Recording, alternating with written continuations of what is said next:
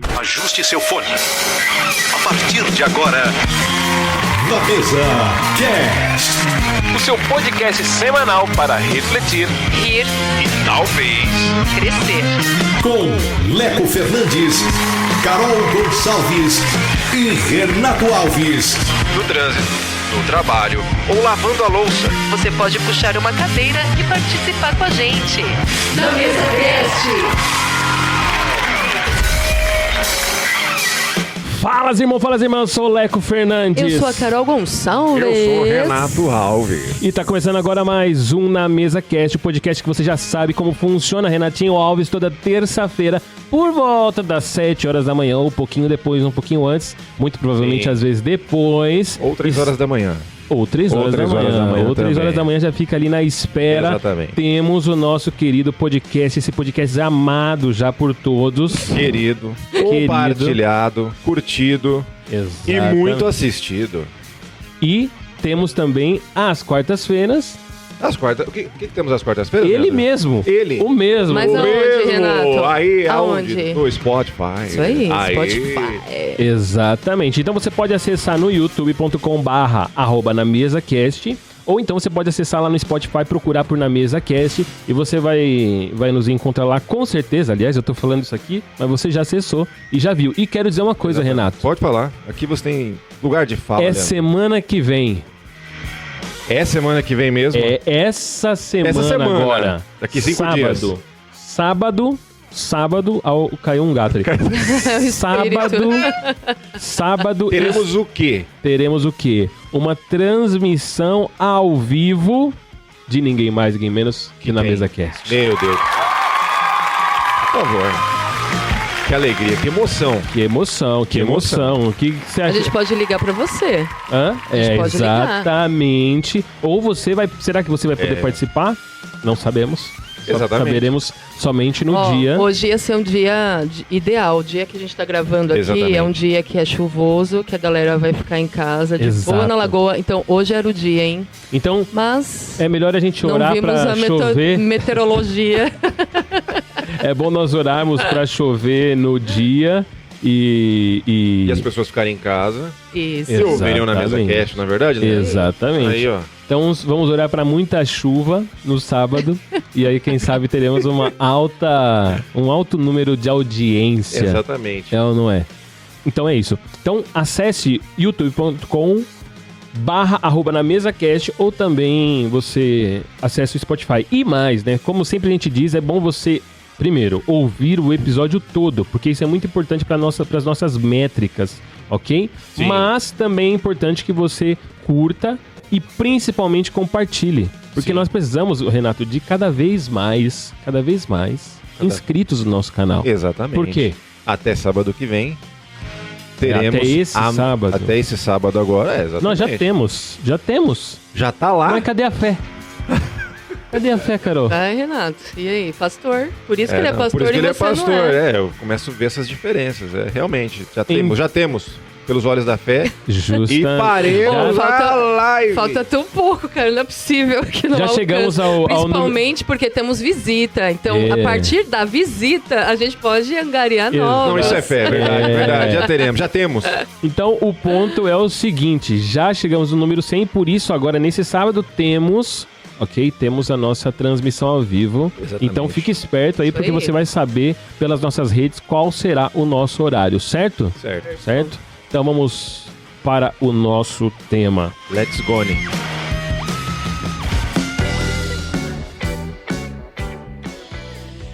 Muito bem. Você já deve ter percebido, você que está assistindo pelo YouTube e você que não está assistindo muito provavelmente pela nossa thumbnail do Spotify, nós temos aqui uma participante especial, está em nosso Hoje é um meio dia já. especial. Uhul, Não é? palmas pra ela. Palmas para a nossa querida convidada. Aê. Quem é essa pessoa, Quem é? Carol? Quem é? Que ela Eu apresenta, vou Carol. dar as credenciais Pode e aí falar. depois a gente conta o motivo dela estar aqui. Sim. Tá bom? Exato. Exatamente. Então a gente tá aqui com a Lígia. Aí. Seja muito bem-vinda, Lígia. Aê. Lígia Correia. O Esteves entrou mais ou menos 3 anos, né? Novembro, né, de 2022. Então, não vou fazer as contas, eu acho que é mais ou menos isso aí. Ela é cristã, membro lá da igreja Casa da Rocha. Ela é psicóloga há 17 anos, 8 anos na área clínica, voluntária da MPC, que, para quem não sabe, como eu não sabia, Mocidade para Cristo, desde 2011, casada com o Rafael Esteves, altamente gabaritada para falar sobre o quê? Sobre o quê, Renato? Sobre o quê? Adolescência. Então, a partir disso, eu acho que você já deve imaginar do porquê que a gente a trouxe, né? O tema que está em voga. Uma salva de palmas novamente para a Lígia. Muito obrigado, Lígia, pela sua presença aqui entre nós. Palmas de pé para a Lígia aqui. Seja bem-vinda, Lígia. Muito bom ter você aqui, Lígia.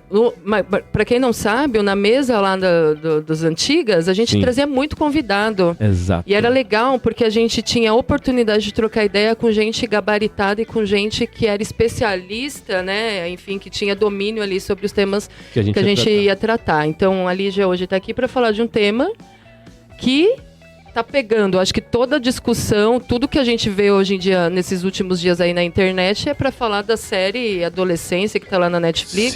Sim. Que, tipo, bateu o recorde, né, de pessoas assistindo aqui no Brasil. Sim, mas e aí, Lígia, tudo bem? Tudo bom, gente, tudo bem.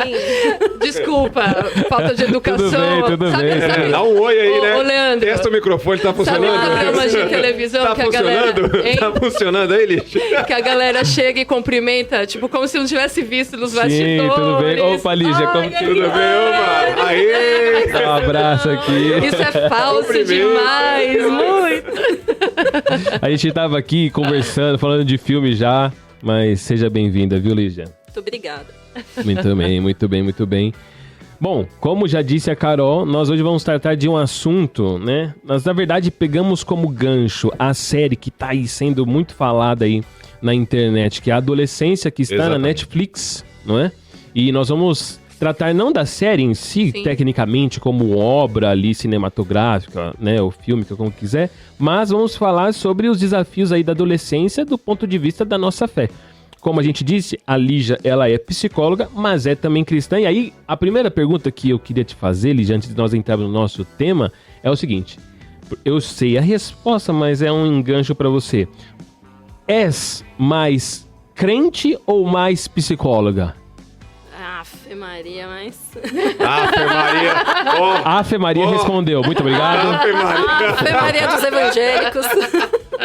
Mais crente, com certeza. Sim. Se um dia me falarem, escolhe entre um e outro, eu não vou nem pensar duas vezes. Falar, é Jesus aqui. Aí, palmas pra Lígia. Não, mas eu pergunto isso porque, de fato, assim, isso é uma grande... Hoje em dia, antes da gente entrar no assunto de adolescência e tal, falando um pouquinho da questão da psicologia. Isso é uma questão muito complexa, né? Porque uma das coisas que, pra mim, pega o lance da psicologia é que eu vejo muitas pessoas, quando vão tratar desse assunto, o fundamento do argumento começa com eu acredito. Então, e aí isso compete porque aquilo que nós cremos e que é o fundamento maior da nossa vida também é fundamentado no eu acredito, né? Entendeu? Então, para mim, por isso que para mim pega essa questão do... Eu brinco com isso, você é mais crente ou mais psicólogo? Porque eu já lidei com pessoas que, apesar de serem cristãs, são mais psicólogos. E aí eu acredito fica na frente, né? Sim. Na verdade, é eu vivo, né? Muita gente não vive conforme o que acredita, né? Exato. Então é viver o cristianismo e estudar psicologia. E Sim. aplicar para ajudar os outros. Até porque hoje é comum a gente ver as pessoas vivendo mais pela psicologia, até pessoas que sequer sabem do que estão falando, né? Como essa questão mesmo do TDAH, esses autodiagnósticos que estão sendo dados, e a pessoa meio que vive sob aquela batuta daquela... Vamos colocar assim, tá? Eu sei que existe os casos e tal, beleza? Mas assim, naquela desculpa, vivem mais aquela desculpa da psicologia do que propriamente viver com base naquilo que diz que crê e que é fundamento da nossa vida, né? Sim. Muito bem. Dito isso, Carol, Dito isso. vamos pro nosso assunto. Mas tem como a pessoa se autodiagnosticar com alguma coisa? TDAH ou tem teste na internet, você nunca viu? Você nunca fez? Não. Saber se você tem alguma... A minha esposa faz os meus testes por mim. Ela responde como eu deveria responder. E ela fala, você é fleumático. Entendeu? Então eu não preciso responder, entendeu? É mais ou menos assim. Mas tem como esses testes funcionam? É uma coisa não sei, acredito que não. Tem o que ter ideal um especialista, seria né? seria passar no neurologista, o neurologista, né, fazer uma guia para a pessoa se submeter a uma avaliação neuropsicológica. E a avaliação neuropsicológica é feita com um psicólogo, né, que tem a especialização em neuropsicologia ou neurociência.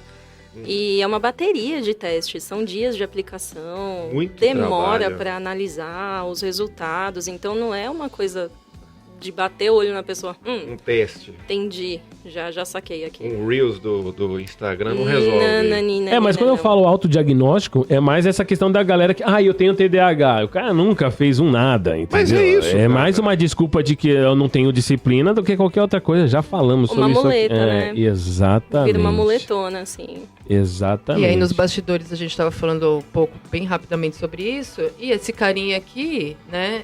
É um cara que tem carinha, trazido pra quem tá no celular. Spotify. O celular. O carinha celular. O carinha celular. Ele tem desviado muito, né? A atenção, né? A rapidez nas informações. Exatamente. Então, esse carinha aqui tem dado o diagnóstico aí pra galera de TDAH rapidamente. Os Reels. Muito bem. Tudo. Muito bem, muito bem. Vamos ao nosso tema, então. Como dissemos, vamos falar hoje sobre essa série, ou melhor, vamos falar sobre os desafios da adolescência a partir da série. Falando um pouquinho da série, vamos primeiro falar sobre a série, uma série muito, muito boa. Concordam? Sim. Eu achei uma série maravilhosa. Perfeita. E já é bom dizer o seguinte, eu fiquei pensando, a gente vai falar com spoiler, mas na real, essa série não tem spoiler, né? Porque ela já entregou tudo... No primeiro episódio. Nos 5 minutos iniciais. Exatamente. E deu, não é? Ou não? Eu acho que não é nem a questão da problemática de dar spoiler. As pessoas não se sentirem engajadas em assistir a depender do que a gente for falar. Mas vale a pena. Então, independente do que a gente fale aqui, né, é uma obra assim, muito bem feita, questão de roteiro, as atuações... a próprio pano de fundo ali a produção. Então, assim, vale muito a pena assistir. Eu acho que, principalmente, né, para quem é pai, quem é mãe ou quem lida com adolescente, acho que traz um voltar para a base e pensar, será que de fato eu tenho dado a atenção devida? Né, eu tenho buscado interação com meu filho, enfim, de uma forma que seja também com qualidade, né? Então, não na linha de autoritarismo, enfim, e eu também não quero entrar muito porque a gente vai caminhar muito nesses assuntos aqui. Mas eu acho que a série, pelo menos para mim, que eu tenho um filho de 9 anos, que daqui a pouco ele tá entrando aí, né, na pré-adolescência, adolescência, é tipo assim, cara, como que eu tô tratando questões aqui na base para que quando ele chegue na adolescência eu tenha liberdade e que ele tenha liberdade também para tratar coisas e a gente não ter, né, esses submundos da vida do adolescente acontecendo e os pais ficando cada vez mais alheios, né? Então acho que traz essa coisa do tipo assim, vamos voltar para a base da educação e da responsabilidade que os pais têm sobre a vida dos filhos, né? Sim, então assim, pra você que tá assistindo aqui, ou ouvindo, e não assistiu a série, se pra você saber detalhes da série vai influenciar de você assistir ou não, você não acha, então pare desse exato momento, vá terminar a série, depois você volta a ouvir. Pra você que não, a série mais ou menos conta o seguinte, é a história de um garoto, ok? Sim. Que tá numa escola, tem uns amigos da escola, sofre algum bullying ali, algum não, né? Sofre um bullying digital, por assim dizer, e aí ele acaba assassinando uma menina, uma amiga da escola, né? E ele é pego. Já no primeiro episódio ali, ele é pego, ele é capturado pela polícia. A série começa aí, né? Com ele sendo capturado pela polícia, levado pra detenção ali, pra ser acusado e tudo mais. E aí a série vai gerar toda a discussão sobre isso. Pra falar um pouquinho da série, é uma série muito bem produzida, porque como a gente falou, plano sequência, assim, cada episódio é um plano sequência. Muito bem feito, muito bem ensaiado, assim. E até você fica muito preso à série por conta disso. Por conta desse ritmo que ela tem. Pra quem não sabe o que é plano sequência, quando começa a filmar e não existe corte. Nenhum corte durante o episódio inteiro. Não troca de câmera, de lugar, nada. E aí acontece a... Mas aí, falando disso, eu acho que é muito na linha do... É a vida acontecendo, né? Eu acho que traz a sensação do tipo... É assim que acontece a vida. Esse é o ritmo. Né? Na vida é isso, tipo... E aí vai então tratar, né? Aí você tem ali o núcleo da família, que tem o garoto, que teoricamente, quando você começa a assistir, você acha que ele é o protagonista, mas não é, né? Fica em evidência que depois é o pai. Né, Exato. Tem o pai, tem a mãe, tem a irmã, tem os amigos da escola ali, o núcleo da escola, e tem os policiais que prendem ele e tal. E depois também no meio tem a psicóloga lá que vai atender ele na prisão. Mas o que mais chamou a atenção aí, até pra você, Lígia, como alguém da área da psicologia, o que você acha que essa série contribuiu aí, pelo menos pra você, apesar de ter um monte de discussão que a gente tem nela? O que me chamou mais a atenção no primeiro momento foi a questão da frieza, né, do crime mesmo. O que me chamou a atenção foi a questão do crime. E como atualmente, né, até o ator que fez o pai, a gente estava conversando antes aqui, ele disse, né, que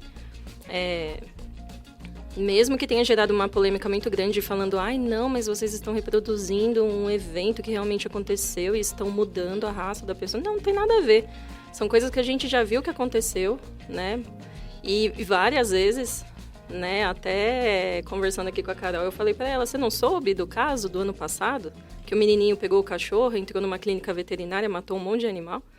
Ela falou, não. Eu falei, então, o que tá levando essa criançada a fazer isso, gente? Pelo amor de Deus, eu acho que foi a discussão maior, assim. O que me prendeu mais foi a questão do crime mesmo, né? O bem crime, passional. Sim. Uhum. Eu confesso que a mim, o que pegou foi a questão da relação pai-filho, né? E essa... Bom, a série traz um monte de discussão, né? Você pode falar sobre educação, né? Sobre o... Porque, assim, aquilo acontecer não acontecer, mas se iniciar por causa de um mau relacionamento na escola, mostra que até mesmo fora do Brasil, que ali se passa na Inglaterra, até mesmo fora do Brasil, o conceito da escola não tem nada a ver com educação. Porque quando você pensa na educação, você parte do princípio que você está dando uma direção moral, ética, moral. E aí quando você, toda vez que a gente traz essa discussão do bullying na escola, você mostra que, não, a escola está formando pessoas funcionais, né? Pessoas para ser um adulto, instrumento do capitalismo, o que você quiser, né? Das indústrias, do que você quiser. Mas dando um norte moral, isso não acontece. E você percebe isso ali muito claramente. Então isso, eu acho que uma das discussões que a série traz é essa questão de como a escola se dá. E outra discussão que fica claro é sobre o vão que existe entre essa geração e a geração nossa. Sim. Né? Uma geração anterior. Em todos os aspectos. Principalmente na linguagem. A série traz uma discussão sobre linguagem absurda, né? Sim. Segundo episódio, né? Que o policial só vai ter uma chave ali para saber o que tá de fato acontecendo quando ele dá ouvido, que também tem aquela relação com o filho dele, quando ele dá ouvido pro filho dele. Uhum. Então, mas na nossa época não tinha alguma forma de que a gente adaptava algumas coisas até para camuflar pros nossos pais? Eu até brinquei com o Leandro aqui antes. Vocês não faziam aquelas que tipo codificava as letras do alfabeto para fazer outros tipo símbolos para poder escrever? Vocês não fizeram isso na escola? Tipo assim, o A é um coração, B é uma cruzadinha, o C... E aí, tipo, você escrevia textos assim? Eu escrevia na minha agenda, porque eu vi uma menina fazendo isso, e eu falei, meu, incrível, todo mundo que pegar minha agenda não vai saber o que tá escrito. Mas quando o pai ou a mãe pegava, não entendia nada. É isso, tipo, a gente hoje... Cara, eu nunca tinha visto... Tô velha, muito distante até da tecnologia, mas eu nunca tinha visto, assim, como os policiais, né? Tipo assim, eu acho que ali quando ele vê a primeira vez, ele não vê nada. Uhum. Ele até achou que a menina era amiga, né? Que eles tinham um relacionamento ok e tal. E depois ele vai entender profundamente através dos símbolos. Mas o que eu fico pensando, que o Leandro comentou, né? Uma discrepância entre a nossa geração e a geração agora da tecnologia. Cara, eu não sei se na época também a gente não se adaptava para se camuflar e para os pais não ficarem sabendo de algumas coisas. A depender do ambiente, a depender, se você, por exemplo, que sempre foi cristão, talvez nem tanto, mas eu não nasci num berço cristão, então eu tive meus paranauês, não que deturpasse totalmente, mas tipo de coisa de adolescente, mas né? Eu acho que a série, ela extrapola no roteiro, assim, trazendo, obviamente, um assassinato, que sim. Mas ela traz pontos da adolescência, como, por exemplo... É que o Leandro falou que já fica escancarado no primeiro episódio, mas eu acho que o roteiro leva a gente a acreditar em certo momento que talvez o cara não tenha feito aquilo. Até mesmo porque no segundo episódio, spoiler, né, não tem como, o menino que era dono da faca tem o mesmo biotipo dele. E é o menino que foge, é o menino que não quer dar depoimento, tal, né? Não sei o quê. Então tem essa questão também da adolescência, que todo adolescente tenta manipular a realidade. Eu acho que traz isso aí. Sim. Né? E manipula a tal ponto que quando tá na entrevista com a psicóloga, ou até mesmo com o pai dele, ele nega, ele fala, não fiz nada. E quando ela fala, mas o cara, ele fala pra psicóloga, né? Mas o cara tá em liberdade, né? O amigo dele. Aí ele fala, mas ele não foi acusado. Aí ele falou, mas é só uma acusação. Tipo assim, ele não tem o peso, né? Do que ele fez. Ele tenta manipular para que aquilo que ele tenha feito também não tenha peso. Vocês viram isso aí também? Sim. Mas não é todo adolescente, né? A mentira e a manipulação já é quem tá entrando ali num transtorno de conduta. Isso. No caso do menino mesmo, já é um transtorno de personalidade antissocial. Aquele episódio 2 em que ele tem aquele diálogo com a psicóloga. No 3, né? Que ele tem o diálogo com a psicóloga, inclusive, ali fica claro que ele é diferenciado nesse aspecto. Exatamente. Porque um adolescente normal, ele não teria aquele... Ele teria o peso do que ele fez. Ele teria o peso, mas, tipo assim, ele não teria aquela capacidade de articulação sobre a psicóloga. Né? Sedutor... manipulador total. E é engraçado porque, tecnicamente, na série, é interessante que até na hora em que ele sobe, ele... Vamos dizer assim, ele assume a autoridade da conversa, ele fica em pé, a câmera plongeia lá, muda o plano e, fica claro que ele é a autoridade e a postura dela, a maneira como ela reage, mostra claramente que ele é diferenciado nesse aspecto, né? Então, assim, eu não acho que, apesar de ali a série extrapolar, mas, por exemplo, essa questão da linguagem, eu não acho que aquilo é exagerado. Aquilo tanto que hoje a gente tem os casos do Discord, que a gente ouve falar de estupro digital, que, cara, é surreal. E aí você pega qualquer pai e fala assim, o que é o Discord? O que é Discord, Carol? Não sabemos, Leandro, o que é o Discord? Então, você percebe que quando eu falo do problema da linguagem, não é só entender o símbolo, como a Carol colocou, mas é não só não entender o símbolo, mas você não faz nem parte do campo semântico e nem faz parte do meio. Então, tipo assim, o Discord é uma rede social que ela é muito utilizada para jogos, mas que tem, né, seus grupos, né, os seus... como se fossem suas comunidades e tudo mais. E tem toda uma comunicação naquele ambiente só. E você pega pais hoje que não sabem o que é um Discord, apesar de saberem o que é um Instagram, mas não sabe ali, como no exemplo da série, o que significa cada emoji naquela realidade dos jovens. O coração que a Carol escrevia. Eu acho que foi no último episódio, né? O pai fala, ele gostava muito de desenhar. Sim. E aí ele pediu um computador e a gente deu o computador e ele dá todo o detalhe, né? A gente comprou o teclado, a gente comprou o fone, e aí a partir daí o moleque se trancou. E aí entrou no mundo que é a parte do que era. Aí o pai. Isso, cara, as falas, assim, o diálogo eu acho muito louco, porque tudo se conecta. Que ele fala, e aí eu comecei a trabalhar muito, começou a vingar o meu trabalho, saía às 6 horas da manhã e chegava a tal horário, tipo, querendo dizer o quê? Tá vendo? Olha a nossa correria, olha o quanto que a gente está ausente. Enquanto a gente está ausente, os nossos filhos estão, né, tocaiados, não sei se existe essa palavra, dentro do quarto. Existe agora. Agora existe. Neologismo na mesa cast. Estão lá na tocaia deles, dentro do quarto, que não é acessível, né? Até acho que a própria mãe, a irmã também comenta que elas não entravam no quarto, né? Então é isso, é o mundo deles. Mas também tem uma relação, né, que me surpreendeu muito no último episódio, que eu tava assistindo com o Rafael, virei pra ele e falei, nossa. Porque, assim, os adultos não têm controle nenhum sobre os adolescentes, isso fica muito claro. Né? Na escola, inclusive, é desesperador ver o desrespeito, né? Inclusive na escola, a própria professora, ela não tem conexão com a linguagem dos adolescentes. Que ela fala assim, não sabia disso do incel e tal, né? Sim, sim. E aí, lá no final, né, eu fico pensando nisso, né? Os pais não entrarem no quarto dos filhos, né? Quando a mãe senta na cama com a filha dela, acho que a mãe pergunta de um namoradinho. E, a filha responde, não é da tua conta.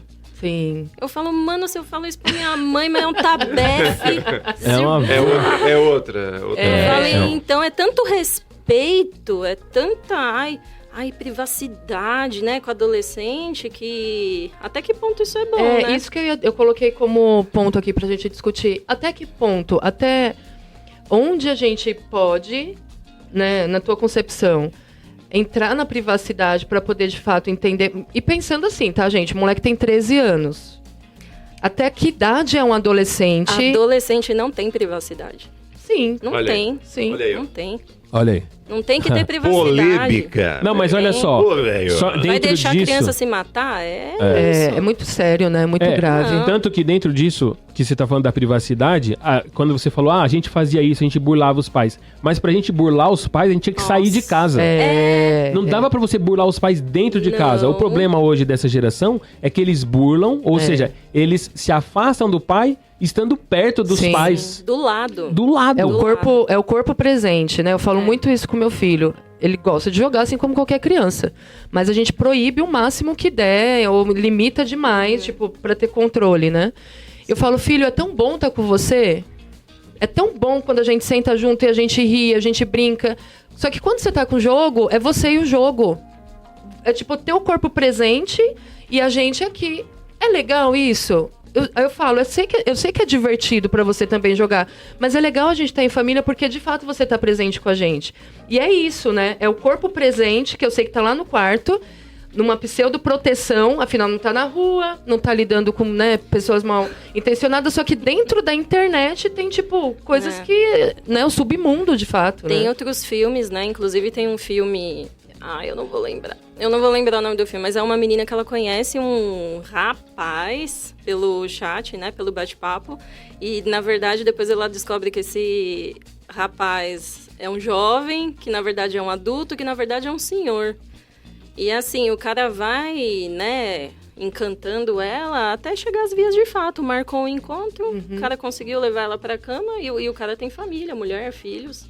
Né? E a menina tava onde? A menina tava o tempo inteirinho no filme, na mesa, comendo com os pais, na sala. E tava ali, ó, né?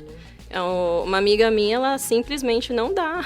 Ela falou, minha filha só vai ter seu celular com 18. Quando puder comprar. Em casa o discurso é esse. Em casa Nesse sentido, eu sou mais cristã, porque não tem como, gente.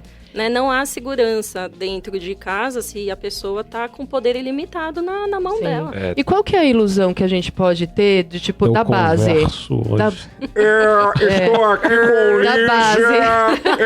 Vou fazer uma pergunta. Não, do tipo assim, cara, que base que a gente pode dar? Ou tá todo mundo nessa idade de fato suscetível e não tem muito o que se fazer, porque é uma fase ali meio, né, a criança a gente a gente tem controle maior, porque é isso, e o adolescente embora esteja debaixo da nossa asa, ainda debaixo do nosso mesmo teto, mas eles têm decisões, eles já têm uma mente, né, que articula, uma mente que toma decisão e tal. Mas até que ponto a gente pode defender, por exemplo, a gente que é cristão? Dei uma boa base. Leandro é pastor, tem os filhos de pastor. Cuida da sua vida. Cuida da sua vida. Fala dos seus B.O. Eu não sou pastora. Fala dos seus B.O. Não vem falar. Não, do tipo, que a gente, sou crente, que a gente você. Quando é crente, fala, meus filhos são cristãos, cresceram na igreja, no ministério infantil. Sim. Sempre ouviram, sempre leram a Bíblia, a gente sempre estimulou, nananã. Só que, até que ponto a gente pode confiar nisso e falar, tudo bem, eles estão protegidos. Mas aí caem na armadilha, assim como qualquer outro jovem. Entende qual que é a minha questão? Se de fato eles estão tão protegidos assim pelo fato de terem crescido, ou tão suscetíveis assim como qualquer outro, a depender da base que a gente deu. Aí é que tá, né? Se a base é só levar na igreja pra ouvir outra pessoa ensinando, é uma coisa, né? O que eu mais vejo, assim, na experiência clínica, empírica, né? Os filhos, filhas, né? De pessoas que estão muito firmes, de casais, né? Que estão muito firmes na igreja. Muitas vezes a realidade dentro de casa não tem nada a ver com cristianismo, não tem nada a ver com Bíblia, Jesus, Deus, não tem. Então, por isso que o Leco falou aqui, né? O acreditar, né? É viver. Não adianta acreditar. né? É isso aí. Tem que viver mesmo, porque é essa a base. Não, mas até porque exemplo. também vamos combinar Real, também, né? gente. Peraí também, né? Não adianta querer prender o filho, porque assim, na Não adolescência, o cara vai ter que dar uma voada mesmo. Eu ia falar isso. Não adianta também, porque tipo assim, aí Existe o livre-arbítrio também, o cara também é dono das suas atitudes. Tem isso aí também, Mas cara. esse é o ponto. Sim, mas o meu ponto é um pouco porra. antes, de tipo assim, ó, beleza, a gente quer ver o teu filho, a segurança, pô, o menino lá tinha 13 anos, mas calma aí, a gente tem que entender que nessa fase 13, 14, 15, hoje em dia, né, que as coisas 15, 16, tem que abrir um pouquinho a porta e falar pro cara, vai dar uma voltinha aí Andar de metrô. pra ver se o que eu te Linha ensinei vermelha, lá... você vai ser gente. O problema que eu vejo na série, e que às vezes eu acho que é o que ela reflete real dos dias de hoje, é o seguinte: o pai tem um relacionamento com o filho, aí chega ali nos 10 anos, quando entra nessa fase chata, o pai meio que, tipo assim, abre mão de se... Porque é ruim se relacionar ali 11 anos, que ele, né, muda de voz, e também tudo é chato, tudo é ruim, aí o pai se afasta. Aí quando chega nos 14, 15, que é o lance da série, aparece um problema, aí o pai quer se aproximar de novo. Opa! Que é o lance do seguinte, poder não tem vácuo. O pai saiu do lugar dele, o pai e a mãe, saiu do lugar de autoridade, outra coisa vai entrar no lugar. Alguém entra. Você entendeu? Então, assim, essa fase, o cara vai sair mesmo, o cara vai conhecer o mundo, vai ver outra... Tipo assim, ele vai romper, né, com a realidade de universo dele, que é a casa. E aí, eu acho que aí o problema é, o que você colocou pro seu filho de próxima camada? Você colocou, tipo, a igreja, a família cristã, se você tiver irmãos, né, os tios... Colocou o que tá na próxima camada. Exatamente. Porque nessa fase da vida, o cara vai sair. Ainda mais se for menino, mais ainda. Não, mas é por isso que eu perguntei. Porque aí a gente se debruça, tipo, vai chegar um momento que, cara, não tem mais como segurar. Acabou. Então... Principalmente no meu caso, que o moleque vai ser jovem aprendiz. Não é vai nem começar a pegar metrô linha vermelha. Não, mas não é nem que não vai poder. Não vai. Tem como. Não, você não pode. Isso você tem que deixar, você tem que abrir a porta um pouco. Mas aí o fato de eu ter dado essa pseudo-base, beleza, tá protegido, é nós na fita. E não necessariamente. Ninguém tá protegido. Porque as decisões são dele, né? Ninguém. Até a pessoa mais carola, né? E assim, eu que cresci Carola? Existe esse termo? Beata. Carola. Beata. Renata. Carola é da época da minha avó, que minha avó era católica, gente. Mas assim, o que acontece que eu vejo muitas vezes, né? Eu nasci e cresci numa igreja que tem uma base bíblica absurda, porém, a doutrina é moralista. Moralismo ajuda em alguma coisa? Não. O meu primo Marquinhos, né, que também trabalha no MPC, teve uma aula que ele deu para os adolescentes lá uma vez e ele deu uma definição de moralismo que acho que é até de algum teólogo famoso, né, que falou que moralismo é você estar sujo e vestir uma roupa limpa. Então, assim, muitas vezes o que eu percebo também é que tem gente sendo... né, bonitinho, nasce na igreja, cresce na igreja. Só que a base é ação-punição, né? E aí fica com isso. É um mini fariseu, assim, é um mini fundamentalista, né? E a ideia não é criar moralistinhas, né? A ideia é você conseguir fazer ali minimamente que o amor, que a palavra de Deus, que o relacionamento com Deus alcance o coração. Porque existe conversão, sim, para quem nasceu na igreja. Sim. Né? Sim. Assim como a gente vê que quem nasceu num ambiente muito regrado, muito fechado, né? E aí acaba que a gente cresce e vai julgando todo mundo. Eu tô falando de mim. Eu tô falando de mim. Eu era a pior adolescente que eu conhecia na minha época. Porque minhas amigas iam na danceteria, eu chorava dentro do banheiro. Elas vão tudo pro inferno, meu Deus. Eu era dessas. E eu falava, se você beijar o menininho do teu prédio, você é uma piranha, você é uma vagabunda. E assim, isso não constrói uma base firme. Porque a gente aprende, né, que se a gente pecar, Deus vai mandar raio, vai mandar saraiva, vai abrir o chão, vai tragar a gente. Quando a gente escorrega e vê que nada disso acontece, acabou. É dali pra frente, é só pra trás. Né? Então, assim... é saber que é muito mais profundo, né? A base, o buraco é muito mais lá embaixo. E não tem proteção, blindagem, não tem nada disso. O filho, por mais que ele tenha sido criado ali num ambiente com muitos princípios e ideais e caráter, vão oferecer droga para ele, vão oferecer bebida, vão chamar ele para festinha, daquelas festinhas, né? E ele vai ter que se posicionar, né? E é nessa hora que vai falar, pô, será que a base que eu dei já funcionou?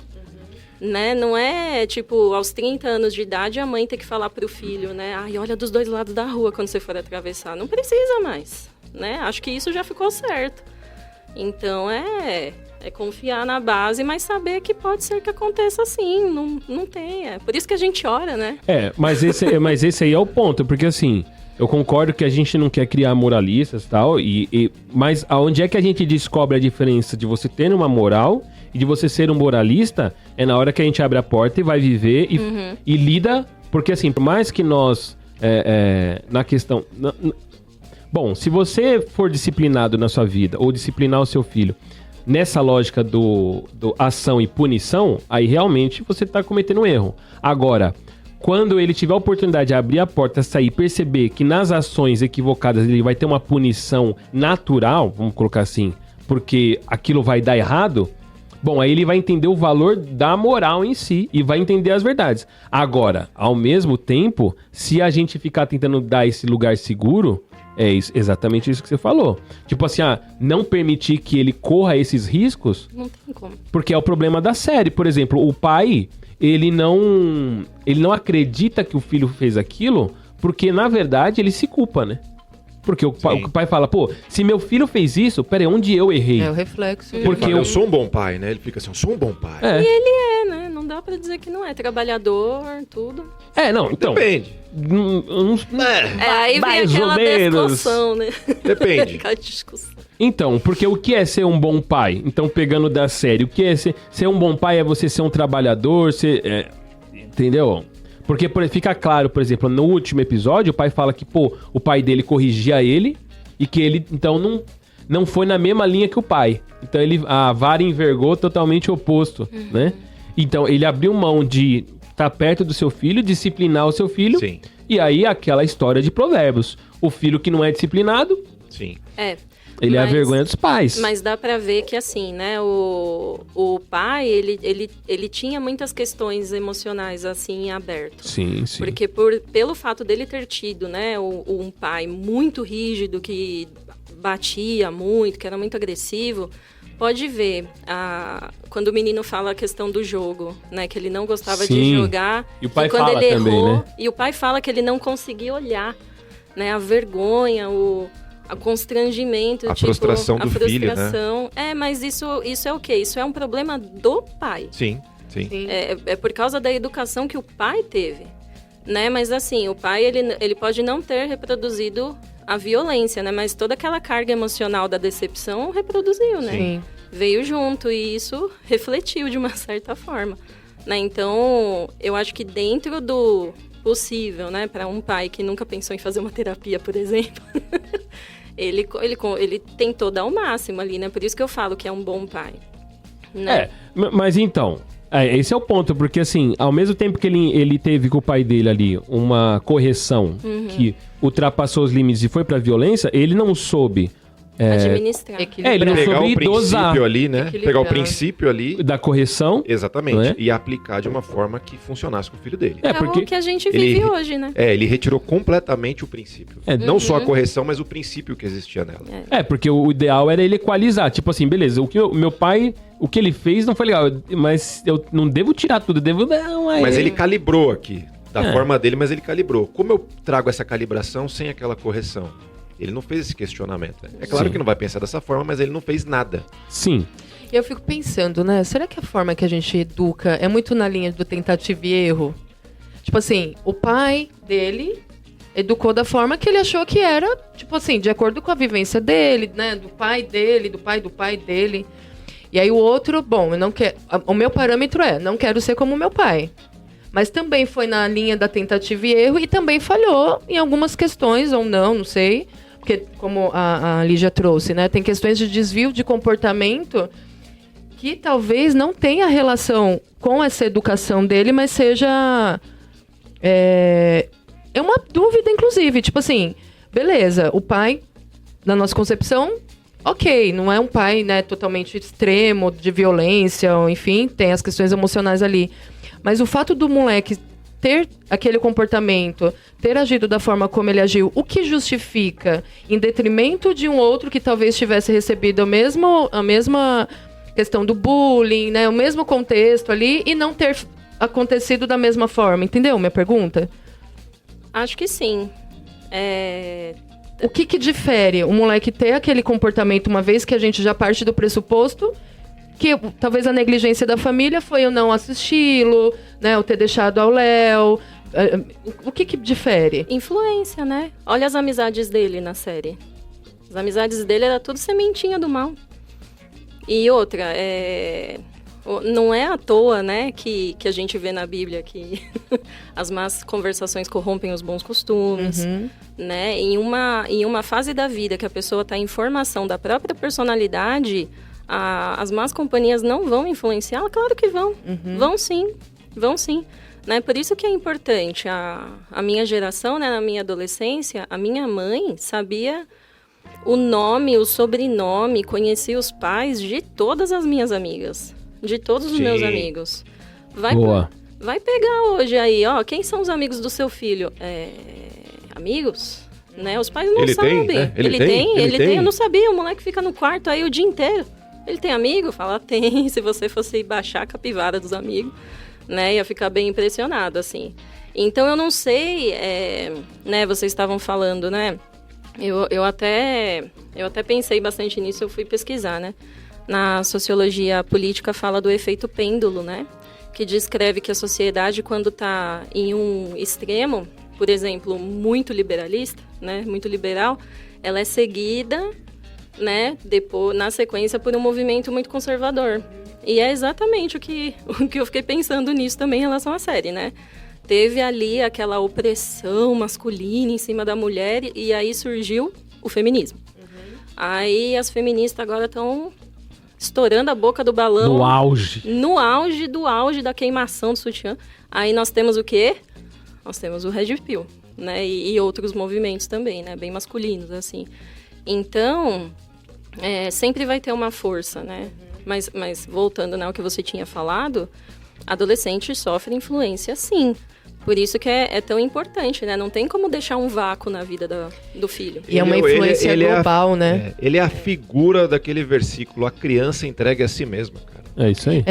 E é uma influência global, não é mais uma influência da escola, como a gente tinha.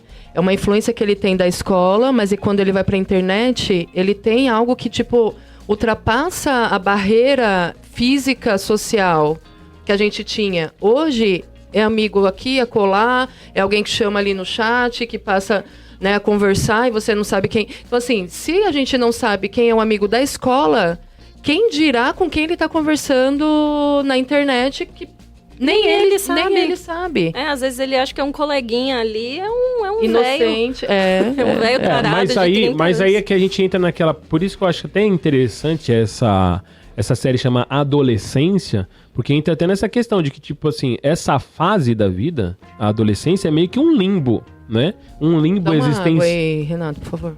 Fala aí. Um limbo existencial. Não, vamos agora.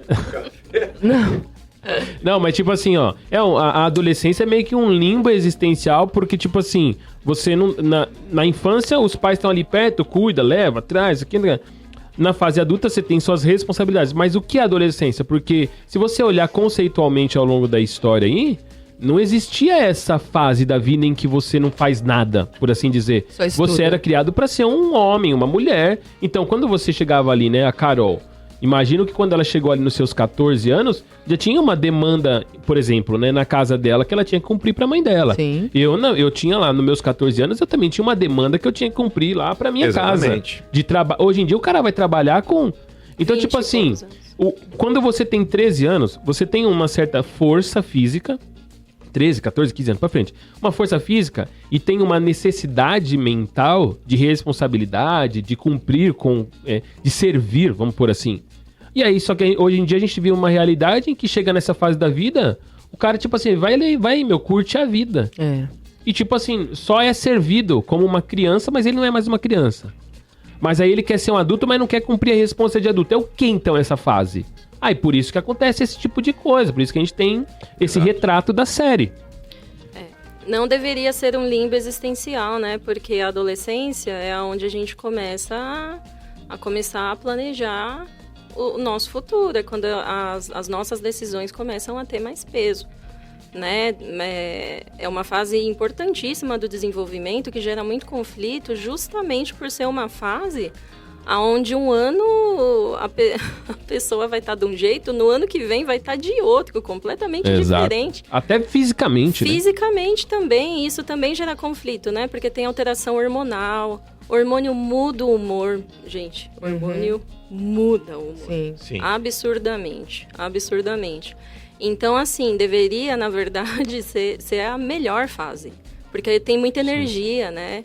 Mas, ao mesmo tempo, a necessidade de responsabilidade, né, não é maior do que a necessidade de pertencimento. Por isso que tem muitos grupos, né? E parece que tá crescendo, né? Esses grupos ideológicos cada vez mais. Por quê? Porque ninguém quer ficar de fora. Ninguém quer ficar sozinho. Né? Uma paciente minha, ela falou comigo essa semana, olha, eu preciso parar de fumar. Eu faço balé, eu tô ficando ofegante no balé e eu adoro. Aí ela começou a fumar com 16. Tá com 22. Eu peguei e eu falei, você quer parar de fumar? Ela falou, quero. Eu falei, você vai ser a mais chata do seu grupo. E talvez você perca alguns amigos. Eu falei, é isso, né? Às vezes o que eu falo, né, pros adolescentes, até lá na Casa da Rocha, né, que eu tô dando aula pra galera, eu falo, olha, não tenham medo de ficar sozinho. Porque ou vocês abraçam os seus valores, né, ou vocês abraçam a cruz. Falei, ou vocês vão se meter em encrenca que talvez a curto prazo não tenha consequência muito grave, mas a longo vai ter. A longo, a médio vai ter consequência sim. Né? Então, eu acho que pelo fato de ser uma fase tão crítica, deveria ser dada mais atenção ainda. Né? E é uma fase... Fala aí, Rê. Quer falar? Não, de fato, eu acho que isso aí, essa fase da adolescência é uma fase que, de uma forma geral, as pessoas querem ser aceitas, né? Elas querem pertencer a um grupo. E eu acredito que se o pai e a mãe não conduzirem a criança, né? A gente até falou aqui no episódio de filhos crentes, se você não conduzir o seu filho a olhar, né, para o Senhor, a ter o temor do Senhor, a de fato ver valor nisso, quando ele chegar nessa fase, eventualmente ele vai querer viver outra coisa, porque ele não teve a referência real dentro de casa, né? Quando ele não tem um exemplo real, né? Se ele falar a falsa moralidade que você comentou, se ele tem essa observação, se ele tem essa percepção de uma falsa moralidade, ele vai buscar algo real. Agora, eu acredito que quando ele vê a figura de Cristo no pai e na mãe, ele até pode olhar, observar as opções que tem no mundo, mas por escolha, ele permanece no caminho. Eu acredito nessa possibilidade, né? Nessa conduta. Porque eu acho que, olhando para a minha adolescência, existiram possibilidades de fazer coisa errada, existiram possibilidades de você pertencer a grupos, né, que faziam coisas erradas, enfim. Mas o que me manteve nos caminhos, no cada temor? Tribo que tinha, né? Exatamente. Tribo. Carecas Cada oca, né? É que o Renato, ele é de Mauá. Mauá. Não me vem aliança. Você falou eles viviam no cipó. Então, quer dizer, você... Do cipó rosa, dos cipós vermelhos, dos cipós eram os dos javalis, marrons, que caçavam javalis, capivaras. Tadinha das capivara.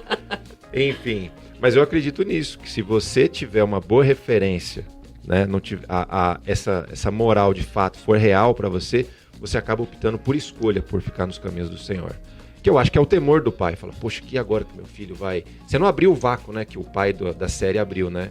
Você de fato preencher e aplicar. Por isso que para nós cristãos que temos filhos e que os nossos filhos estão crescendo aí e tudo mais, eu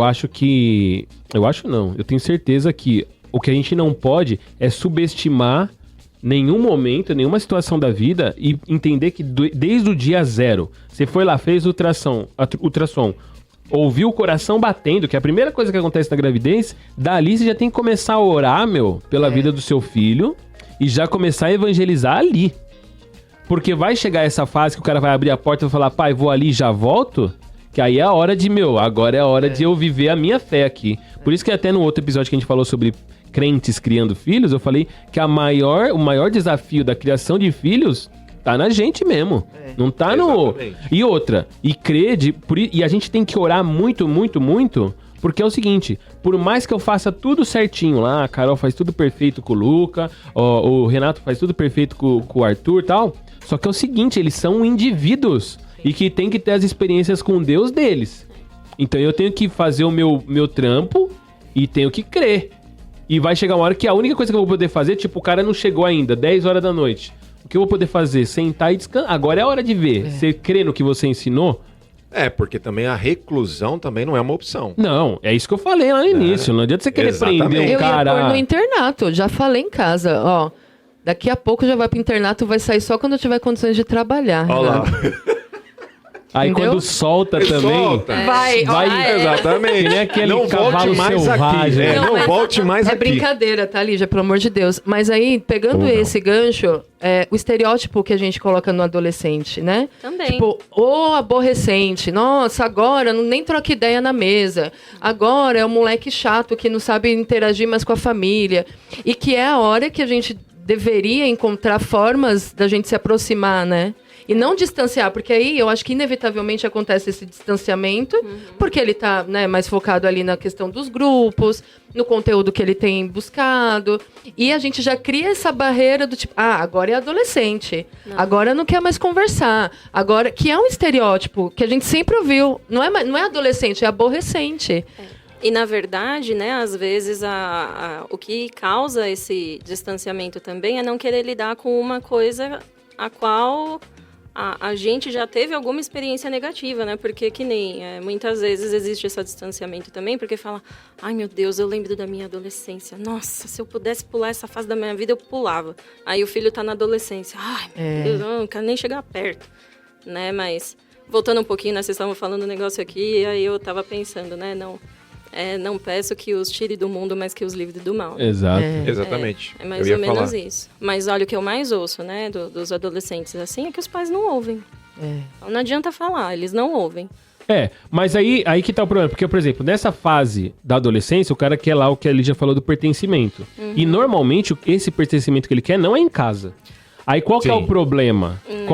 Tipo assim, ele quer... Tipo assim, sem saber, ele quer a aprovação dos pais. Que é o caso, por exemplo, do menino da série. Sim. Tudo que ele não quer é decepcionar o pai. Sim. Não é? Porque ele tem o pai como figura de herói. Só que qual é o problema que a gente tem hoje em dia e que vai gerar problemas como esse na adolescência? Os pais amigão.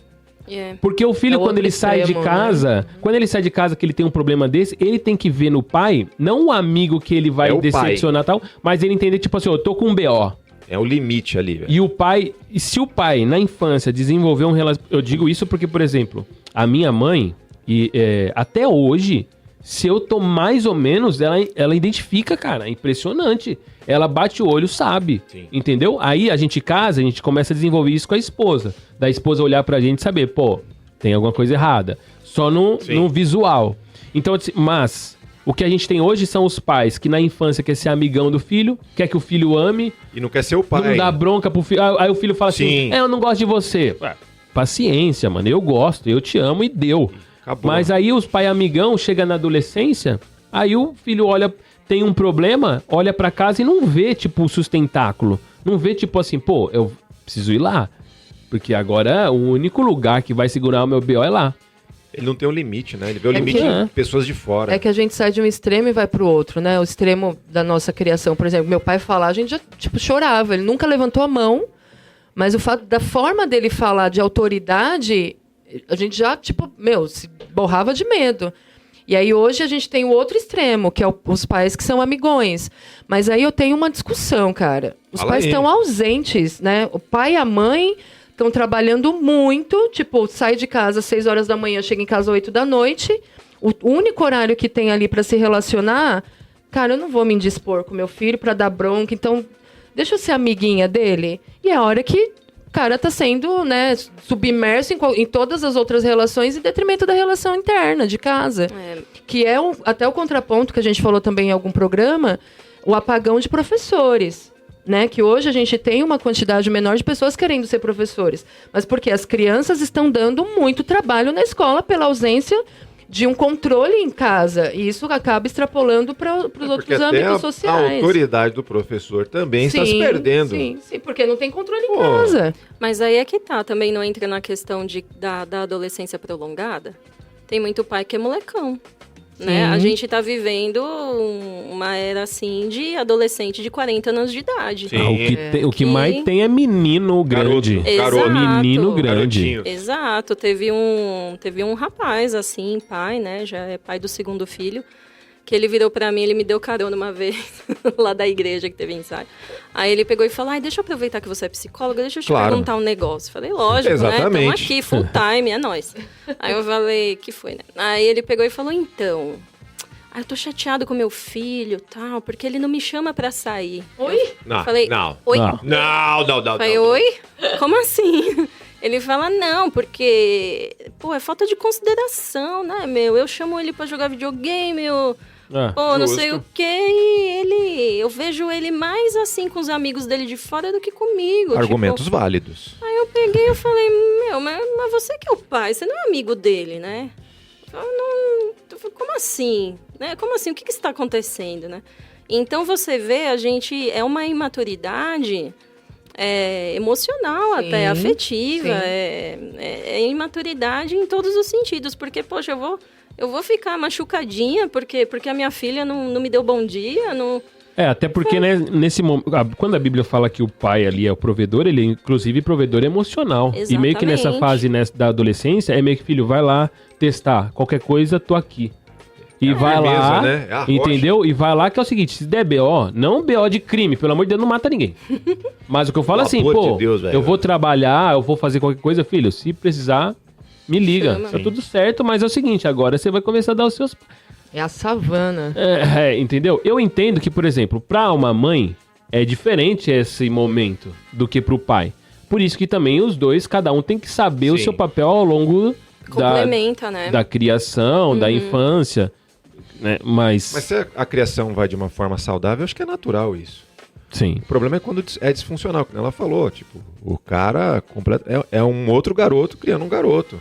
Sim. E mentalmente, emocionalmente falando, né?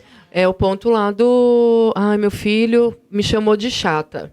Sim. Cara, eu sou. Parabéns. E aí? Exato. É isso, cara. Exato. Eu vou ser, e nos momentos oportunos eu vou ser. Concordo. Você não precisa me amar agora. Eu não lembro de morrer de amores pelos meus pais quando eu era adolescente. Não, eu só fui amar meu pai e minha mãe quando eu tive filho. Então, e aí... Não, Benedito. Eu entendi. Benedito. Não. Eu só fui entender o amor do meu pai e da minha mãe e amá-los como tal, como pai e mãe, quando eu tive filho. Reconhecer. Até ali, eu não sabia. Eu não sabia o que era isso. É isso aí. Entendeu? Eu admirava, gostava, filho, ele tudo. ressignifica o amor. Pô, você passa a entender seu pai quando você tem filho. Até ali, desculpa, muita coisa. Não sabe, mano. Você não sabe o que é, tipo assim, um monte de ficha cai e você fala, agora eu entendi. Por exemplo, esse negócio que você colocou mesmo, que hoje em dia os pais trabalham muito e aí estão distantes dos filhos. Mas é o lance dos valores. Sim. O que é mais importante? Educar ou dar tudo que o filho quer? Porque a gente também às vezes trabalha muito, não é porque precisa, é porque a gente quer, que é o que o Renato colocou esses dias, a gente quer cumprir um status ali, uma realidade de vida, que a gente tem que trampar demais mesmo. A gente passou uma certa necessidade no passado e, de fato, acho que a maioria de nós aqui viveu uma vida muito escassa. Vemos a possibilidade de não ter essa escassez quando os dois trabalham e a gente não vê o que está perdendo. É simples, né? Tempo com filhos é uma delas. Só que a gente não vê o que isso pode ocasionar lá na frente, na formação deles, né? Sim, tanto que se você reparar, o filme é uma coisa que eu achei interessante, né? Quando começa o filme e você vê lá o menino vai ser preso, e naquele início você vê o que é adolescência. São tipo assim, os paradoxos, né? Um menino que provavelmente matou uma pessoa, faz xixi na cama quando a polícia entra. Tipo assim, um menino que caminha sozinho, faz tudo sozinho, agora grita pelo pai. Exatamente. E ao mesmo tempo, o pai que esteve ausente, agora ele vai ter que ficar pertinho ali pra acompanhar, meio que dizendo assim, pô, não era melhor ter ficado perto antes? Agora você vai ficar obrigatoriamente e, de um ponto de vista negativo, vai ter que ficar pertinho. Entendeu? Exatamente. Então, assim, e até tem a parte que a mãe fala assim, pô, mas por que ele falou você?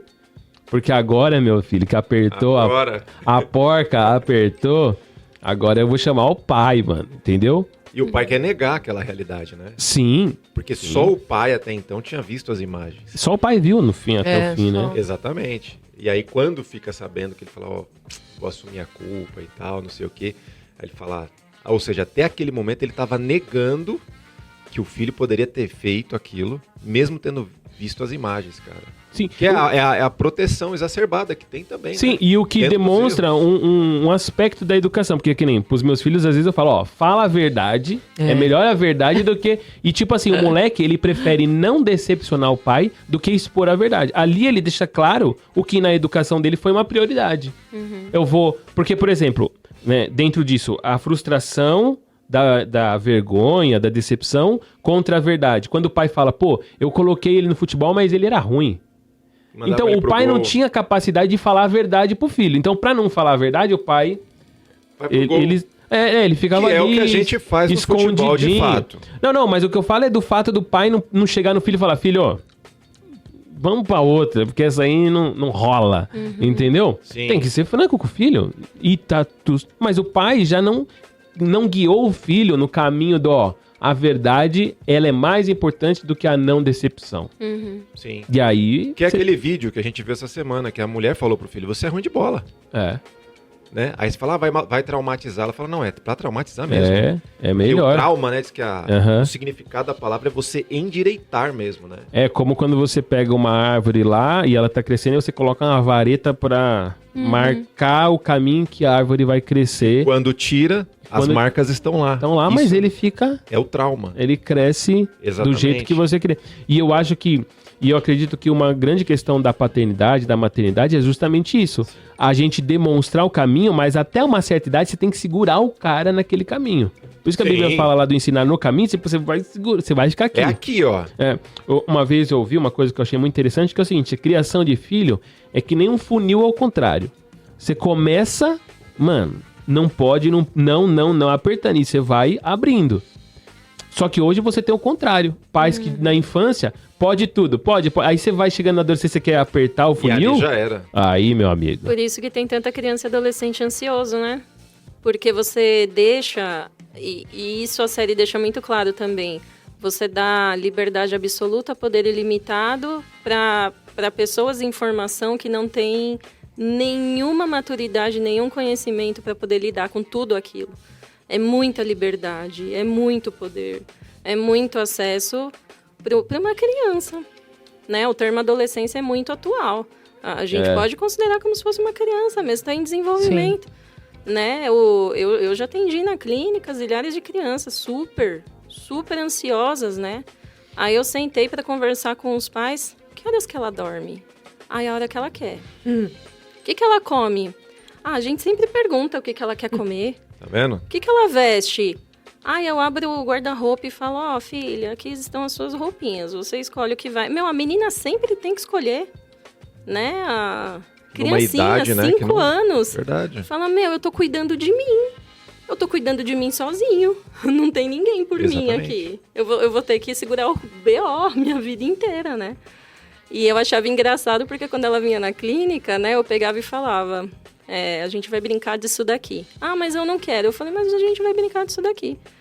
Aí ela virava pra mim, o seu sapato é feio. Aí eu sei que meu sapato não é feio. Você quer brincar disso? Isso não é nada.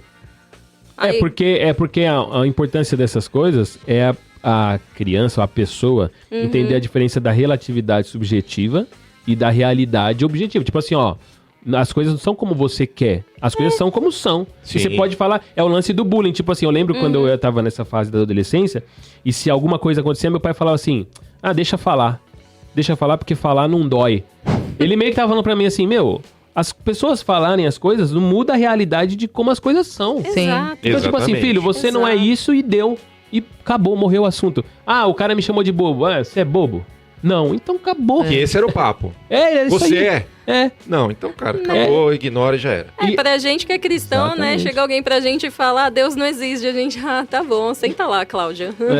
E a vida segue, né? Exatamente. Mas é isso mesmo. Então, nesse ponto, o que eu vejo é que os pais não têm esse ímpeto de compreender essa guerra que é educar. Porque, no fim, dar esses limites, falar não, ser ostensivo na disciplina, é gerar segurança. Pô, o limite para a criança é uma segurança mental, afetiva, psicológica, para ela saber, pô, eu posso ir até ali. Isso é E tipo segurança, assim, né? e se eu segurança, e se eu for pra lá, alguém vai me segurar. E quando ela cresce com essa mentalidade, com essas percepções, pô, ela vai ter uma adolescência melhor, vai ter uma fase adulta, porque no fim, assim, por mais que a gente coloque uma idade, criança até quantos anos? Não, mas isso fala de aspecto, existe o aspecto da infantilidade e o aspecto da maturidade. Que é o que a Lígia colocou. Tipo assim, você tem pessoas de 40 anos que são infantis. Mas não quer... mas tem 40 anos. Não significa nada. Exatamente. Né? Nem sempre a sabedoria vem com a idade. Você tem um monte de velho tonto aí. Né? E tem jovens... Tem jovens sábios. De uma certa maneira. Lógico que existe uma sabedoria que só vem com o tempo. É real. Que é a comprovação das coisas. Mas... uma coisa que eu fico pensando sempre, né, quando eu olho para os meus filhos, é aquela parada que fala de que, olha, a criança, o ser humano, ele nasce pecador. E eu acho que o grande... porque a gente assiste essas séries, a gente até conversou nessa semana, né, falando disso, isso nunca vai acontecer. Beleza, mas vamos ser sinceros, como ser humano, aquilo pode acontecer. E podia ser eu. Sim. E pra mim, pelo menos, sempre que eu vejo coisas nesse sentido, crimes na TV e tal, eu sempre fico pensando, putz, podia ser eu. E não é por causa da misericórdia de Deus que teve uma mãe que me criou no caminho, um pai que, né, estava sempre me levando para a igreja, me conduzindo nas práticas ministeriais mesmo. Então, uma família que sempre... Você teve um ambiente que te cercou. Entendeu? E que aí quando eu abri a porta, eu olhei o mundo e falei, opa, peraí, mas deixa eu ver qual é a opção que eu tenho. Sim. E hoje o que tem é adolescentes que quando abre a porta, não lembra da opção que tem, porque não... Eu acho que hoje a série, que nem você falou no começo, a série fala muito mais sobre como os pais lidam em criar os filhos nessa fase do que necessariamente a fase da criança em si. Porque o adolescente é adolescente em qualquer fase, né? Em qualquer época. Agora a questão é como o pai e a mãe lidam. E eu acho que o desafio tá para os pais da nossa época, né? De quando tem um filho, quando se tem um filho, querer dar limites, querer impor limites, não querer ser o legalzão, mas querer ser o pai, querer ser de fato, não gosto de você, beleza, tá ok, mas vai ser assim, para quando ele de fato começar a criar asas e voar, né, ele olhar para trás e falar, poxa, isso aqui foi bom, então eu escolho seguir por esse caminho aqui. Né? Permitir que erre, né? Eu acho que a gente aleja muito os nossos filhos também, do tipo, coisas que eles são capazes de fazer e a gente faz até pela correria. Então a gente não dá o espaço para ele tomar a decisão, errar e aprender com o erro. Não, eu discordo. Eu acho que, na verdade, a gente protege da consequência, não do erro. Eu acho que é. Entendeu? Eu acho que é. No fundo, tipo é assim, a consequência. A gente até deixa errar, mas na hora da consequência... Aí, por exemplo... Dá um exemplo aí. exemplo clássico. Lavar a louça, quebrou um copo. Não. Sabe quando você chegava... Tô brincando. Tô brincando. Pôs o leite e derrubou o leite. Sabe quando você, tipo assim... leva tudo na manhã do gato, aí amanhã eu tenho que entregar um trabalho. 10 horas da noite, chegar pra mãe e falar assim, mãe, eu tenho que levar amanhã um isopor. Esse é um bom exemplo. Mano, sua mãe ia fazer... Minha mãe, eu lembro que minha mãe, ela tinha um mantra em casa que era o seguinte... Se a gente fizesse algo na escola e ela fosse chamada, ela não iria. Porque na nossa época isso era um BO. Ela tava se privando. Não. Mas ela queria dizer o seguinte, você vai segurar o seu BO. Você fizer alguma coisa... Lógico, quando ela era chamada por nota, alguma coisa que era consequência, beleza. Mas se eu aprontasse, tipo, matou aula, não sei, qualquer coisa, e ela fosse chamada, ela falava, segura o teu BO. Sim. Meu... Então, mas essa parada aí... Essa semana passada, o Lucas tinha que entregar uma atividade que era para ele ter entregue na semana anterior. Olha lá. E a professora abriu a exceção pra entregar depois. Só que o que ele fez? Faço no final de semana, mãe. Fez de qualquer jeito. Eu falei, e aí? E o trabalho? Isso. Você lembra que a professora pediu mais 2 dias, porque, enfim, ele ia faltar tal. Você fez? Fiz, mãe. Com qualidade, Lucas? Fiz. Chegou na escola, a professora deu, acho que nota 0, alguma coisa do tipo. Chegou chorando, mãe, a professora falou que não estava igual dos outros, porque eu não fiz bem e tal. Eu falei, cara, ela te deu 2 oportunidades de você entregar. Na hora cortou meu coração, só que eu falei pra ele, não faça mais. Tá vendo como doeu o fato de você ter levado um resultado ruim? E ainda a professora falou, todo mundo entregou muito legal e você não entregou legal. Só que ali a minha vontade era, caramba, que zoado, vou falar com a professora. Eu falei, não, ele tem que sofrer as consequências para que ele sofra e não faça de novo, porque ele entendeu que o negócio foi punk.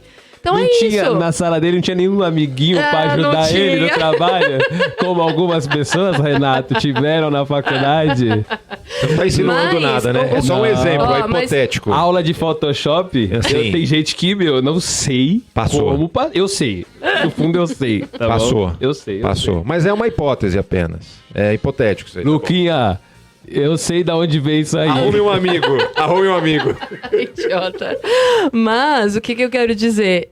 Que nós, essa coisa do querer proteger o tempo todo. A hora era querer, a minha vontade, no meu pensamento, cara, como que eu posso... Falei, não, discernimento de Deus, Lígia, acho que foi de Deus ali. Claro. Sofra as consequências. Chorou, deixei ele chorando, não abracei, não foi aquela coisa dramática, né? Choro que você tem que chorar porque sofreu. Pela consequência, agora não faça de novo.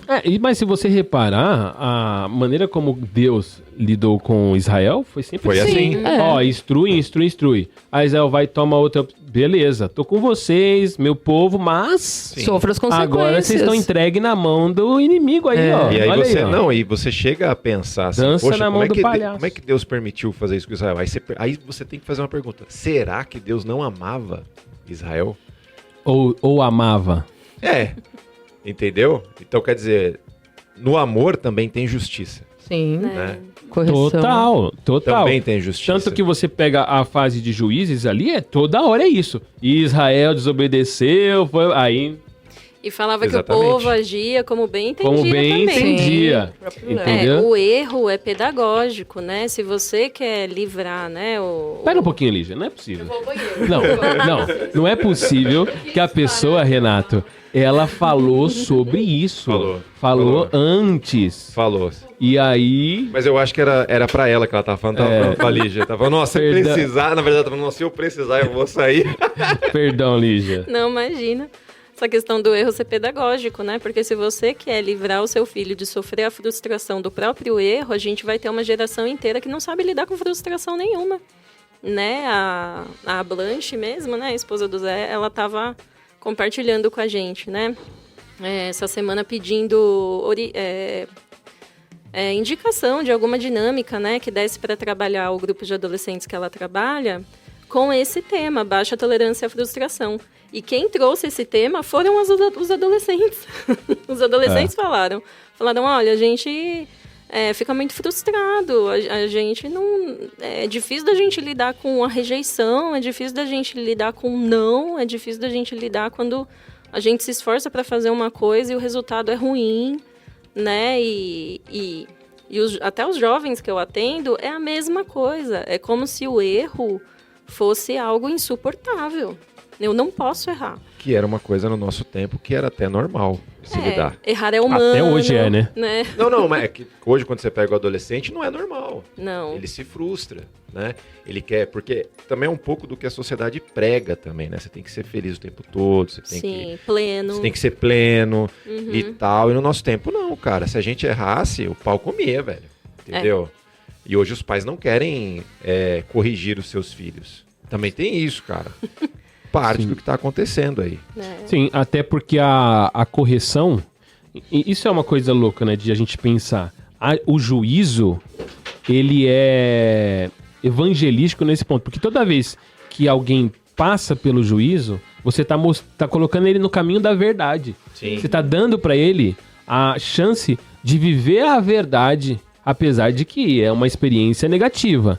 Então, por exemplo, quando uma pessoa comete um crime e ela vai presa, aquilo para ela é bom Porque ela está sendo posta de volta no caminho da verdade. Assim, por exemplo, quando a gente confessa um pecado, é o primeiro passo em direção à verdade. Confessar um pecado é falar, ó, a verdade é que eu sou pecador. Então, opa. É você trazer a verdade. É o início de você entrar. E o juízo é isso. O pai que não corrige seu filho, ele está cometendo esse erro de não permitir que o filho viva a verdade a partir dali. Aí ele vive só a mentira de que, não, o que eu fiz é errado, mas tá tudo certo, tá tudo bem, não tem problema. E a Bíblia fala que tá deixando o filho órfão, né?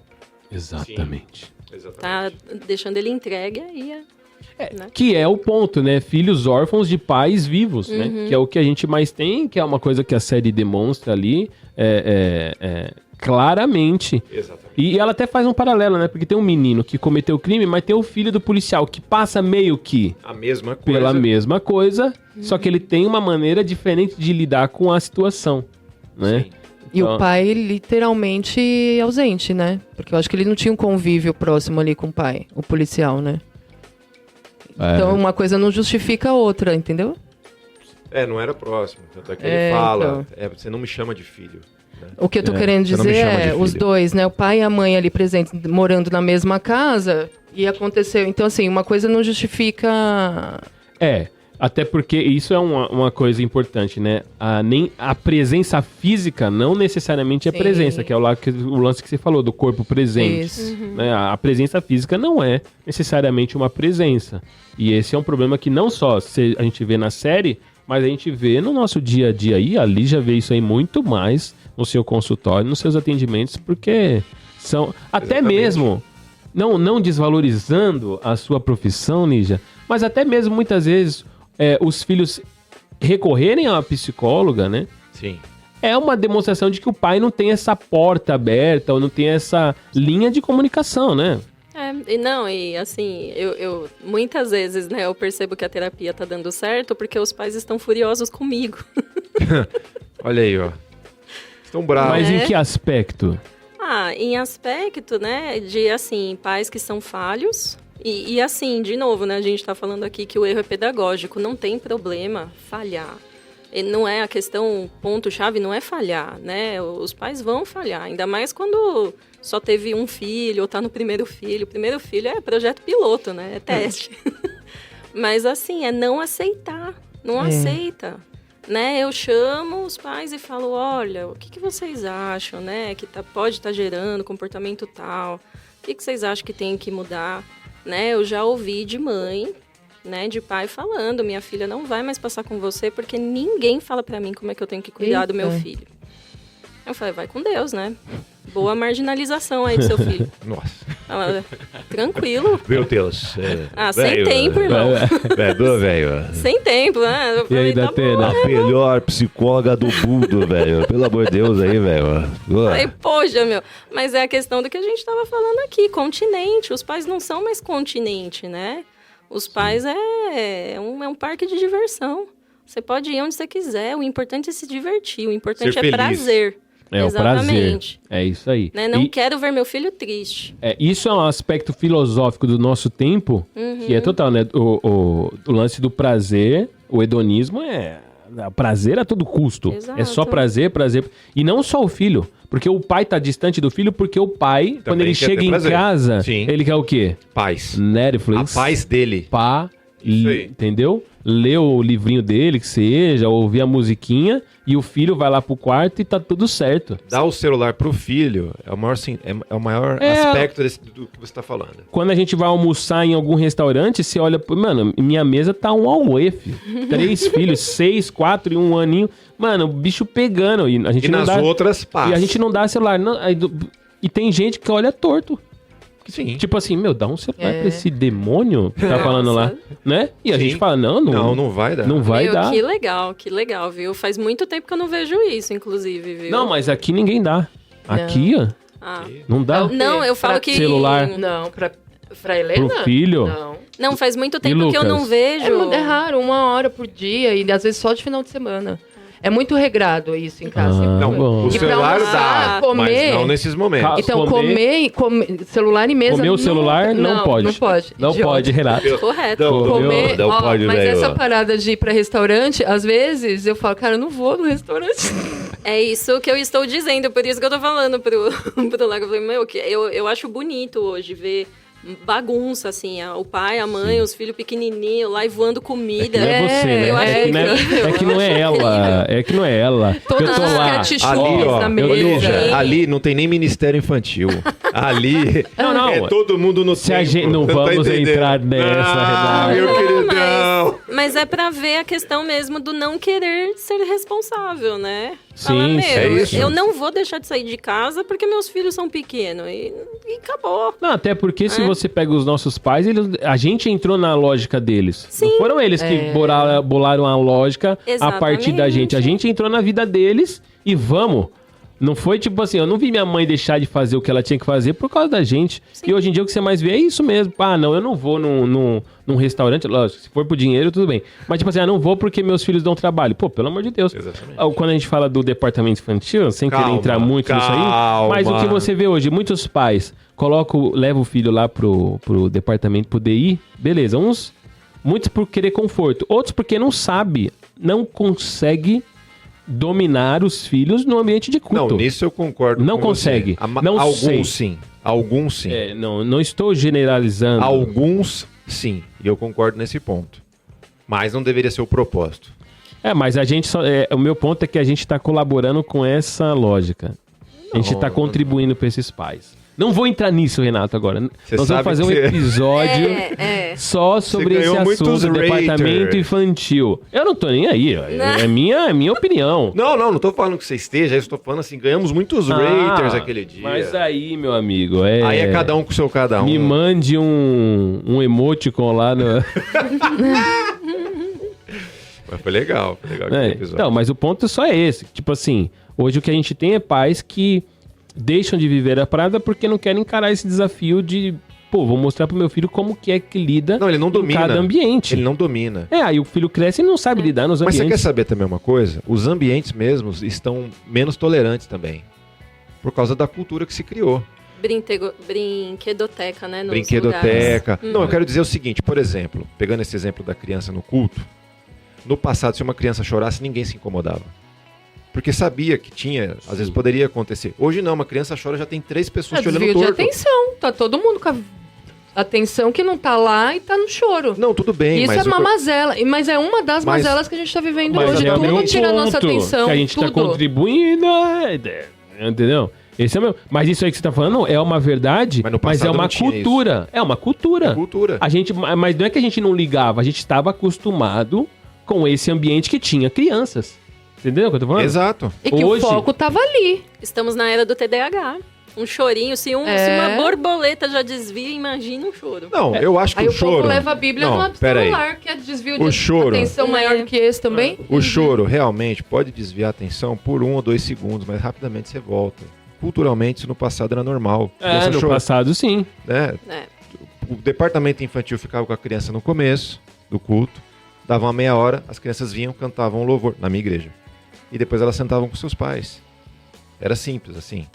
Se acontecesse alguma coisa, uma criança chorasse e tal, beleza, a criança tá chorando, volta minha atenção para lá. Acabou. Isso era cultural. Hoje não. A criança chorou, todo mundo volta a atenção para aquele pai, criticando aquele pai. Sim.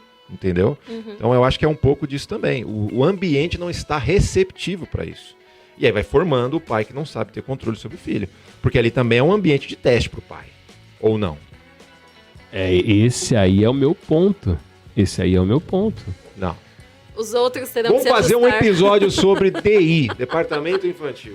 A gente tem que fazer sobre isso. Precisamos. Mas o ponto é esse, tipo assim, precisamos. Esse choro incomoda, e o choro incomoda em todas as instâncias, para todos nós. E aí, por isso que a gente chega na adolescência, por quê? Aí é o lance lá das emoções. O que é um adolescente emocionalmente falando? Altos e baixos. É o cara que pode matar uma pessoa. É uma fase da vida que você pode matar uma pessoa e pode fazer xixi na cama. Que loucura de fase é essa da vida? Sim. Você pode trabalhar, mas também pode... Porque ele vai acreditando que ele pode fazer tudo. Carrinho. Ele vai acreditando que ele pode fazer qualquer coisa. Não, mas eu falo das potencialidades. dicotomia mesmo, né? As potencialidades. Tanto você tá pronto... Tipo assim, a adolescência é uma fase tão cabreira, porque você olha pras crianças e você vê a diversão, você fala, puxa, eu queria... Mas ao mesmo tempo você olha pros adultos e fala, opa, mas eu tô nessa direção, eu não quero... mas eu queria brincar, mas eu não quero mais brincar. E aí a gente vê aí o que acontece. É o que eu falei, o cara tanto tá pronto pra matar alguém, ele tem potência de vida pra matar alguém, como ele tem, ao mesmo tempo, uma impotência no sentido de, pô, eu fiz xixi na cama porque a polícia entrou na minha casa fazendo um barulhão lá na série. A responsabilidade, né? Entendeu? Então, exatamente. Doideira. Por isso que eu indico pra você, Renato, um livro que eu li chamado Futuros Homens, que fala sobre a criação de filhos, já falei sobre ele aqui, sobre criação de filhos meninos, não para serem meninos, mas para serem homens, o mais rápido possível. Até porque a gente pode morrer a qualquer momento. Posso indicar um livro também? Claro, meu amigo. Ted Tripp, Pastoreando o Coração da Criança. Exato. Excelente. Esse livro é bom Muito também. Muito bom também. Quer Os indicar dois... algum livro, Lígia? Olha... É no contrapé aqui. Hobbit. É no contrapé. Me pegaram desprevenido assim, de cabeça. Mas esse de Pastoreando o Coração da Criança, inclusive, colocaram no curso de noivos lá da casa. Ah, é? É bem bacana. Muito bom. No curso de noivos? Ah, Sim. gostei. Ah lá, viu? Já começa... Aí, ó. Gente, o curso de noivos da Casa da Rocha, sem querer fazer muita propaganda, mas não é necessário ser membro da casa para participar do curso. Aliás, diga-se de passagem, você que está em vias de casar, caso haja alguém assim, não case antes de fazer um bom curso de casais. Isso favor. É essencial. Essencial, que é a última chance de terminar. Olha E um bom curso de casais vai te dar bastante insumo para você terminar. É o que os pastores lá falam. O propósito desse curso é fazer vocês desistirem, cancelarem, acabarem com a ideia mesmo. É isso aí. O bom curso de noivos é isso aí. É para terminar o namoro. Porque se o namoro resistir... Já era. Aí é isso vai. Aí vira. É isso aí. Entendeu? Entendeu, Carol? Aí temos boas dicas de livro. Eu que já casei, eu quero fazer de novo. E depois que a gente casa, a gente descobre como foi bom ter feito o curso, né? Exatamente. E aí a gente fica vira aquela propaganda de... Tipo pirâmide. Sim. Herbalife, filho. Encontro com Deus. Mas é muito bom mesmo. O Renato não gosta dessas paradas de encontro com Deus. Não, encontro com Deus eu também não gosto. De cursos. Encontro de casais também não. Também não curto. Ele tá falando de curso antes de casar. Você fez, Renato? Não. Então... Não, mas eu não... É que você não foi num bom. Por isso tá passando... Não fui em nenhum. Não fui em nenhum. Até encontro de casais, quando eu fui no primeiro encontro de casais lá da casa, eu falei, meu Deus, eu estou sentindo o peso da idade. Quando eu vivi o curso de casais, eu falei, eu quero vir sempre. Primeiro que eu fui, teve show de rock. Poxa. No último dia. Que isso. Pois é, pra você ver. Olha aí, Leandro. E o último foi temático, anos 80. Então, encontro de casais sinceramente, eu passo. Principalmente aqueles que você não pode contar o que acontece. Mas enfim. Bom, tá, então falamos um pouquinho sobre a adolescência ou a minissérie. O que foi? Que não pode contar? Como assim? Você tem uns que não pode. Tem uns... Quando você sai, não pode falar o que aconteceu lá dentro? Não pode. É o encontro com Deus. Eita. O que acontece tipo lá? o encontro com Deus. Só vai saber se você for. Não posso te contar. Meu parceiro. Entendi. Pois conte. Entendi. Enfim, então falamos aí sobre a minissérie Adolescência. Faltou alguma coisa, Renato? Mas pegando aqui o final, que é o final. Então vai. O final, sobre ter esse, não um preparo, mas ter uma leve noção de como é o matrimônio, né, que é o curso de noivos e tal, pra você ter a certeza ali de se é isso que você quer e tal. Eu acho que é a base para o que vem depois, cara. É ter filho, e aí o filho vai crescer e vai se tornar adolescente. Então, assim, a base é o que sustenta, né? Então, acho que finalizando dessa forma, cara, super inteligente. Não sei quem começou esse tópico específico, mas é o que amarra. Não entendeu? poderíamos terminar de forma mais inteligente. Sobe o beijinho, por favor. Porque senão O quê? Tentar correr atrás quando o negócio já tá lá, entendeu? Uma salva que é de correr palmas. atrás na adolescência e a base não foi bem sustentada. Por favor. Obrigado, Lígia. Vai com Deus. Volte sempre, viu? Muito obrigada. Valeu.